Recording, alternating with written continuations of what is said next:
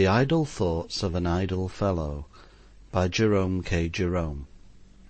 Section 11. On Eating and Drinking. I always was fond of eating and drinking, even as a child, especially eating in those early days.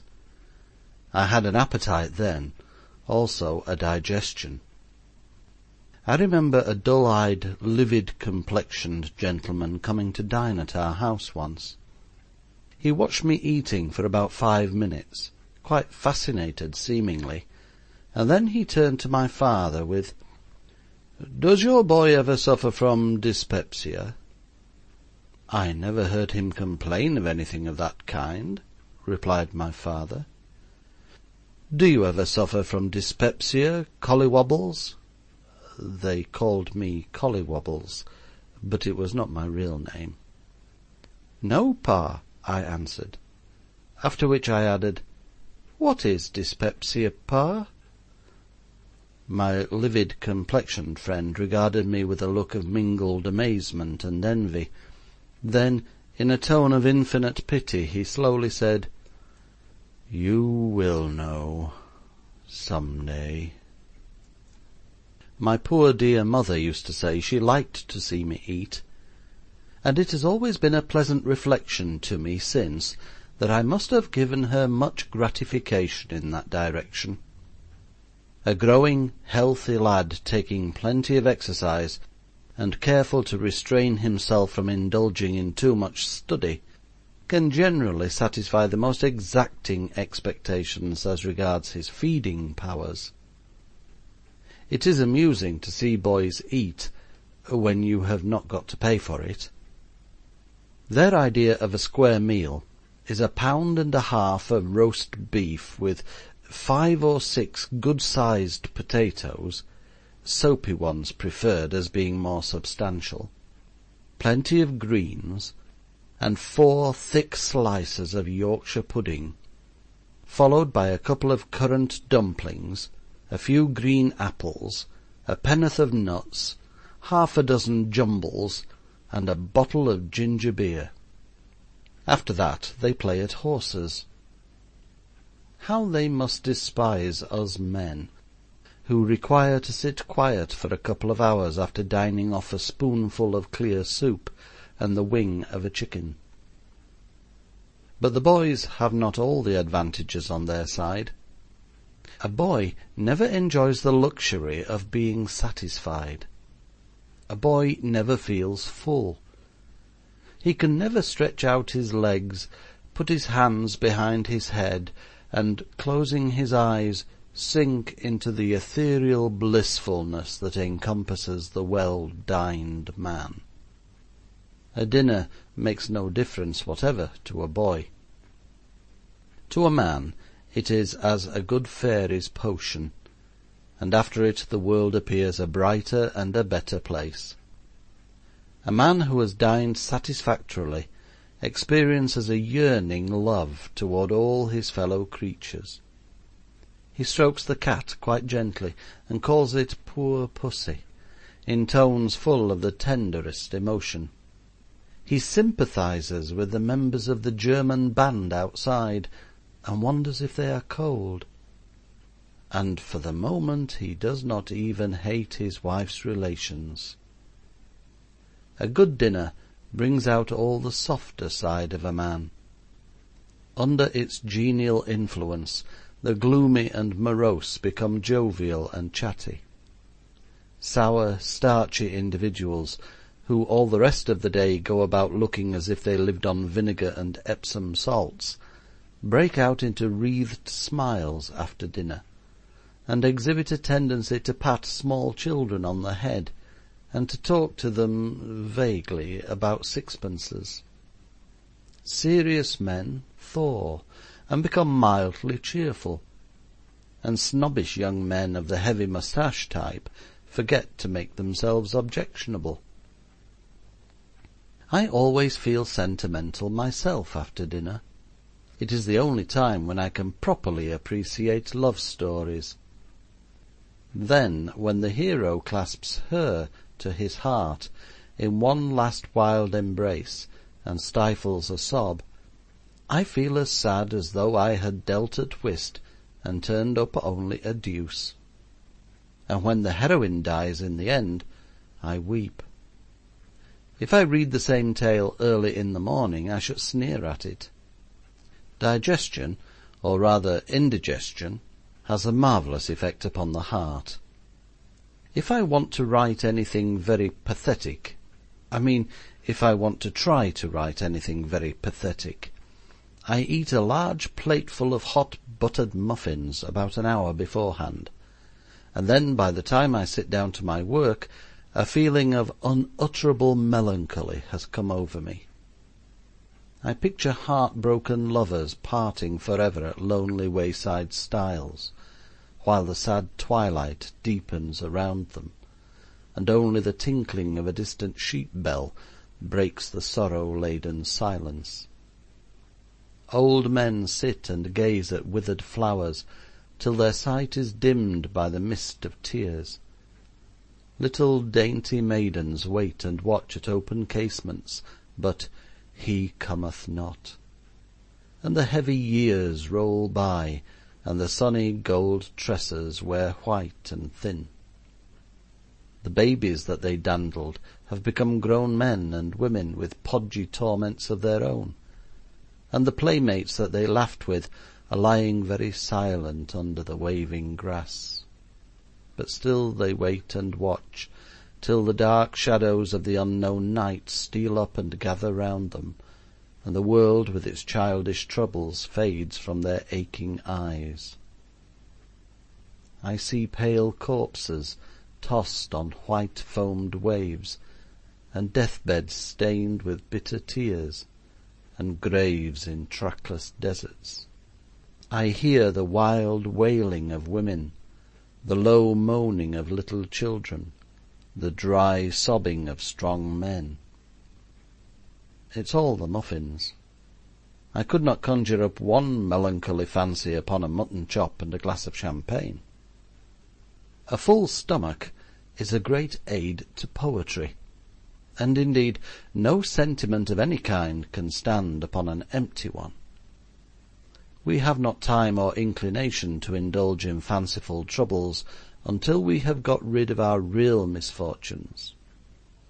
We do not sigh over dead dicky-birds with the bailiff in the house, and when we do not know where on earth to get our next shilling from, we do not worry as to whether our mistress's smiles are cold or hot or lukewarm or anything else about them. Foolish people— when I say foolish people in this contemptuous way, I mean people who entertain different opinions to mine. If there is one person I do despise more than another, it is the man who does not think exactly the same on all topics as I do. Foolish people, I say, then, who have never experienced much of either, will tell you that mental distress is far more agonizing than bodily. Romantic and touching theory, so comforting to the lovesick young sprig who looks down patronizingly at some poor devil with a white starved face and thinks to himself, "Ah, how happy you are compared with me." So soothing to fat old gentlemen who cackle about the superiority of poverty over riches. But it is all nonsense, all cant. An aching head soon makes one forget an aching heart. A broken finger will drive away all recollections of an empty chair. And when a man feels really hungry, he does not feel anything else. We sleek, well-fed folk can hardly realize what feeling hungry is like. We know what it is to have no appetite, and not to care for the dainty victuals placed before us, but we do not understand what it means to sicken for food, to die for bread while others waste it, to gaze with famished eyes upon coarse fare steaming behind dingy windows, longing for a pennyworth of pea pudding and not having the penny to buy it, to feel that a crust would be delicious and that a bone would be a banquet. Hunger is a luxury to us, a piquant, flavour-giving sauce. It is well worth while to get hungry and thirsty merely to discover how much gratification can be obtained from eating and drinking. If you wish to thoroughly enjoy your dinner, take a 30-mile country walk after breakfast and don't touch anything till you get back. How your eyes will glisten at the sight of the white tablecloth and steaming dishes then! And with what a sigh of content you will put down the empty beer tankard and take up your knife and fork! And how comfortable you feel afterward, as you push back your chair, light a cigar, and beam round upon everybody.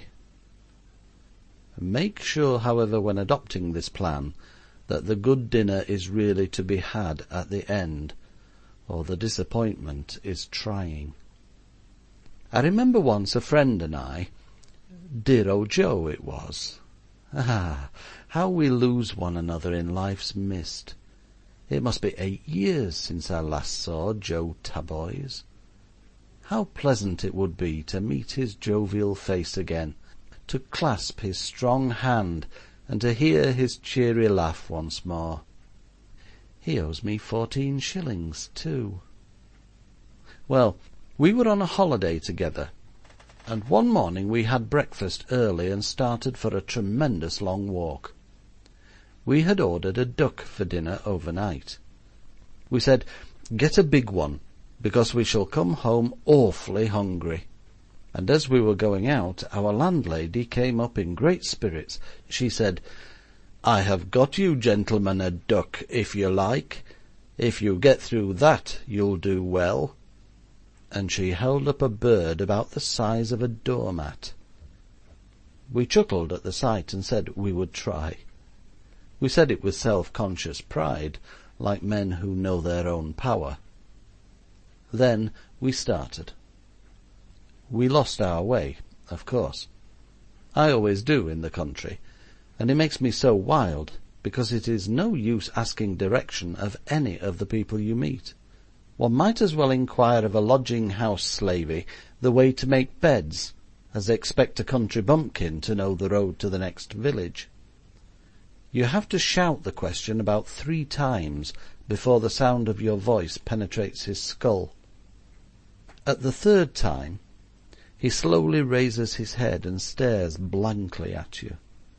You yell it at him then for a 4th time, and he repeats it after you. He ponders while you count a couple of 100, after which, speaking at the rate of 3 words a minute, he fancies you couldn't do better than... Here he catches sight of another idiot coming down the road, and bawls out to him the particulars, requesting his advice.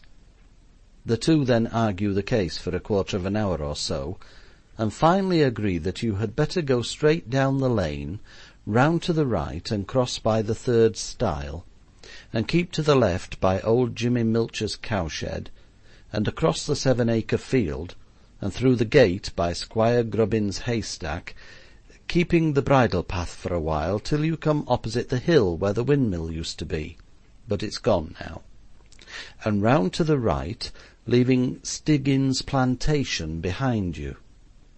And you say, "Thank you," and go away with a splitting headache, but without the faintest notion of your way, the only clear idea you have on the subject being that somewhere or other there is a stile which has to be got over, and at the next turn you come upon 4 stiles, all leading in different directions.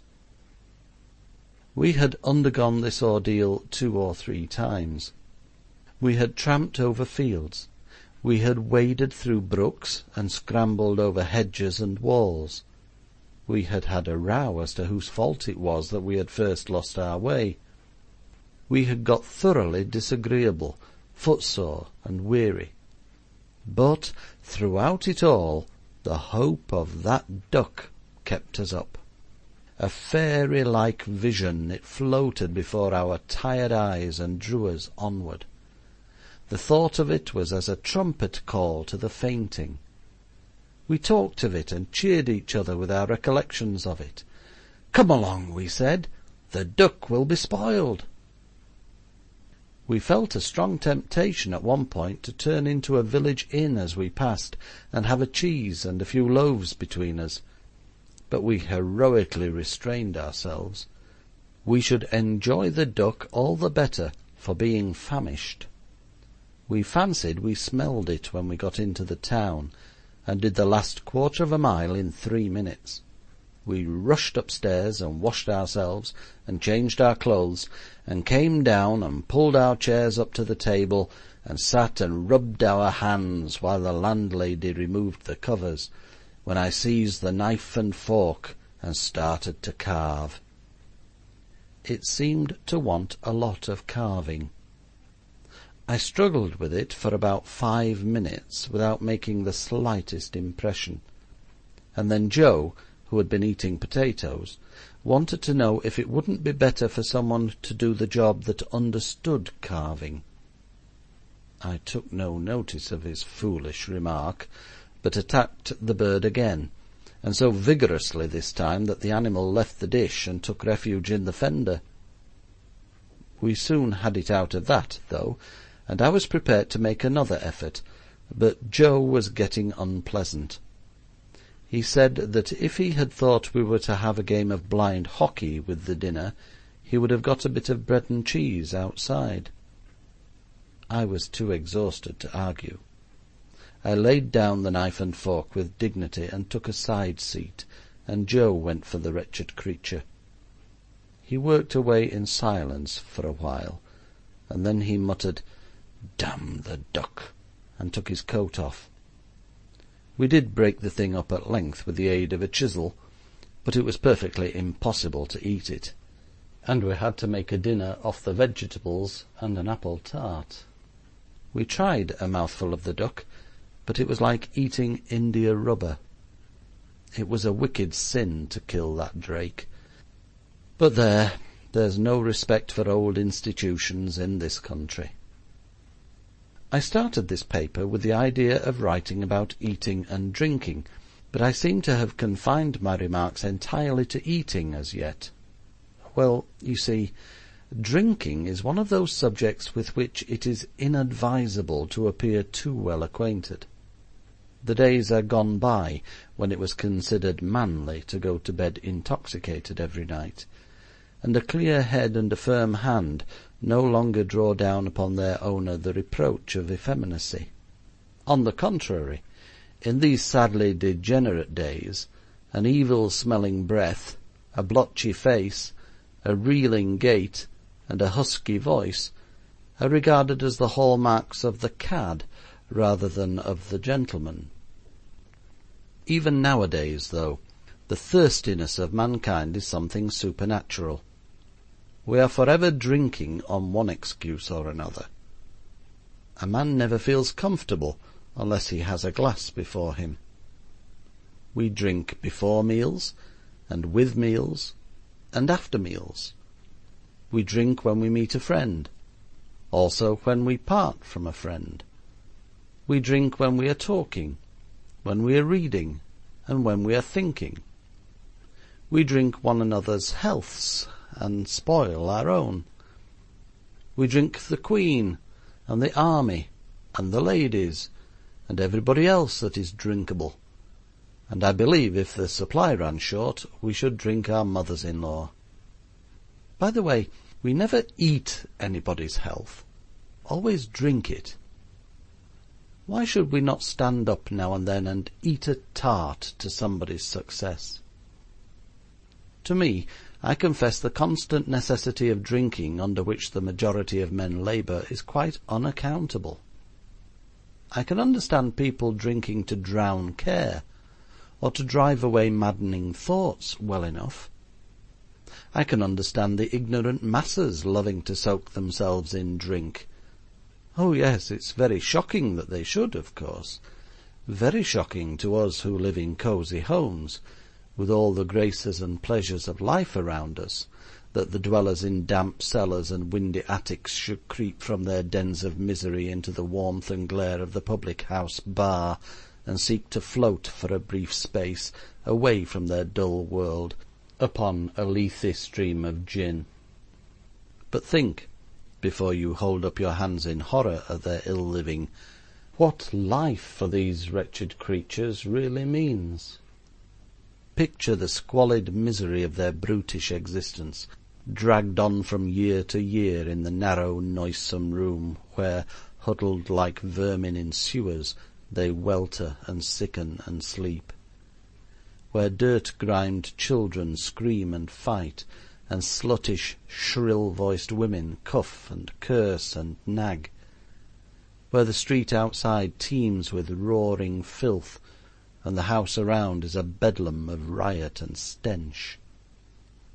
Think what a sapless stick this fair flower of life must be to them, devoid of mind and soul.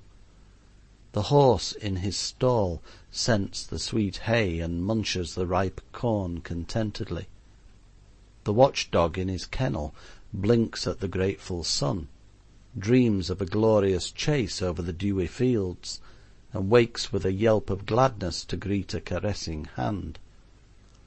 But the clod-like life of these human logs never knows one ray of light.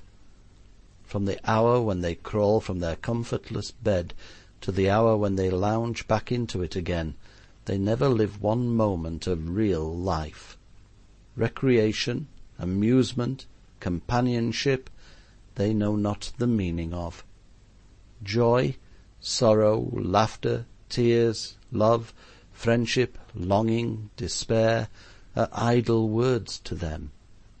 From the day when their baby eyes first look out upon their sordid world, to the day when, with an oath, they close them forever, and their bones are shovelled out of sight, they never warm to one touch of human sympathy, never thrill to a single thought, never start to a single hope.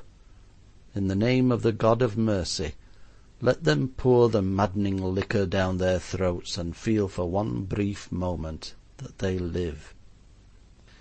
Ah, we may talk sentiment as much as we like, but the stomach is the real seat of happiness in this world. The kitchen is the chief temple wherein we worship. Its roaring fire is our vestal flame, and the cook is our great high priest. He is a mighty magician, and a kindly one. He soothes away all sorrow and care. He drives forth all enmity, gladdens all love. Our God is great, and the cook is his prophet. Let us eat, drink, and be merry. End of section 11.